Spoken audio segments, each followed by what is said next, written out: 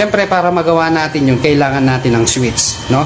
So, ito, yung ganitong switch ngayon, kakalasing ko to at kakabit natin to para magamit pa natin yung on and off. Okay, kalasin natin. A few inches later. Unang gagawin nyo mga kabiker, etong linya ng harness na to, napapunta rito sa on-off switch, hanapin nyo lang tong linya nya. Pag light coil, dilaw. No? Dito galing sa ina, i-disregard natin yung dilaw. Ito yon yellow.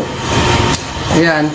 And then, hanapin nyo dito yung terminal ng dilaw. Kakawitin natin, then ihilain natin. Ayan. So, nahila na natin mga kabiker. Ibig sabihin, ito yung galing sa on-off.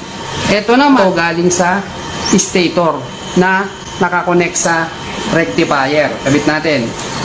So wala nang connection yung on-off natin. Ito yung galing sa on-off.